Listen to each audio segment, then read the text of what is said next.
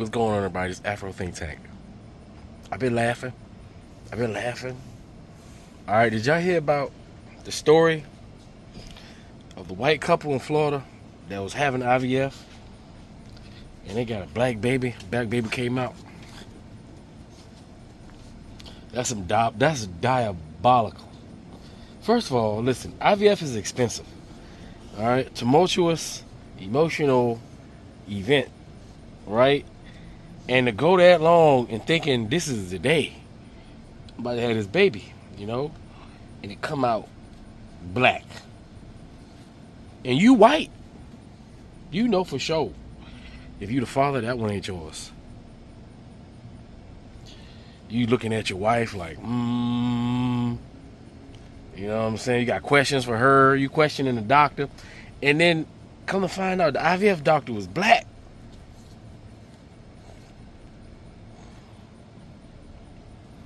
This some diabolical. Because listen, they done created a black baby now.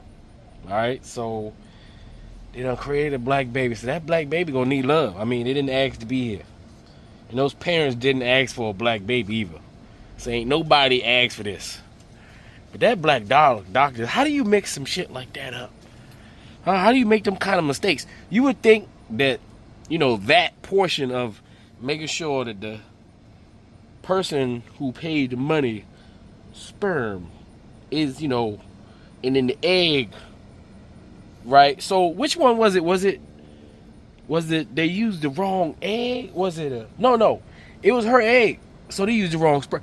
The black man, somehow this black doctor accidentally used black sperm to impregnate this white woman, and now that's fucked up. It's fucked up. All right, that black doctor should be charged or something, at least give them their money back, something. Just, that's wrong. Like that's really wrong, guys. All right, and you shouldn't laugh at those type of situations. You shouldn't laugh at black children forcibly, being created out of white women's bellies by a black doctor in Florida. There's nothing to laugh at. Nothing to laugh. It's not a funny situation at all. It ain't karma. It ain't chickens coming home to roost. It ain't finally we did it to y'all. It ain't none of that stuff. All right, it ain't gotcha. It ain't none of that. All right, it ain't none of that. But it's an interesting story, and I, feel a little sorry for, no, I don't, because they gotta advance, baby. They gotta upgrade any damn way. You know what I'm saying? They gotta upgrade. Right, they gotta upgrade. They ain't gotta worry about. Listen, the future's getting hot. UV rays and shit. They ain't gotta worry about none of that. You know what I'm saying? The only thing they gotta worry about is making sure that little girl get her head done right. You know what I'm saying? Take them to the little black shop. Make sure they get the little head done right. Go find the black auntie somewhere. I'm sure one of them work with somebody black. The baby gonna need it. All right, so she can know who she is. And all. Other than that, there's white couples that done figured it out, so they can do it. Right, but they should probably keep trying though. They should. Matter of fact, the next go around, it should be free. All right, that black doctor that should make sure they get their little white baby, the baby that they ordered, the baby they paid for, they were hoping for between them two. That doctor should go ahead and give them a discount. No for free. It should be free. They should be able to get IVF until 1, 2, 3, 4, however many times it takes for them to make that baby. They should be allowed to do that. He should do that Joe pro bono, because that's pretty fucked up. You know what I'm saying? Almost made me think he did that shit on purpose. Like how you met this is your job. You got one job. You got one job. You can't do that, right? God damn. Anyway, y'all tell me what y'all think in the comment section. It's Afro Think Tank. And don't laugh. All right? That shit ain't funny. You're going to hell. All right? Learn something, teach something. I'm out. Sir, calm down, please. They are not my babies! A white couple in Florida gave birth to a black baby girl after going through IVF at a fertility clinic run by a black doctor. The couple, Tiffany Scholl and Stephen Mills, had been trying to have a child for years. Like many couples, they struggled with infertility, so they decided to try IVF. They went to Dr. Milton McNichol for help. The plan was to combine Tiffany's egg and Stephen's sperm outside the body, create embryos, and later transfer one back to Tiffany. Years later, the doctor told them their embryo was ready. The transfer worked, and the couple spent the pregnancy feeling excited and hopeful. But when their daughter was born, they were shocked. The baby was black. The couple later sued the fertility center and took a DNA test. The results showed the child had no biological connection to either of them. Now they say they are living through something almost impossible to process. Tiffany carried the pregnancy for 10 months, believing she was giving birth to her own biological child. Instead, they now feel they were turned into unknowing surrogates.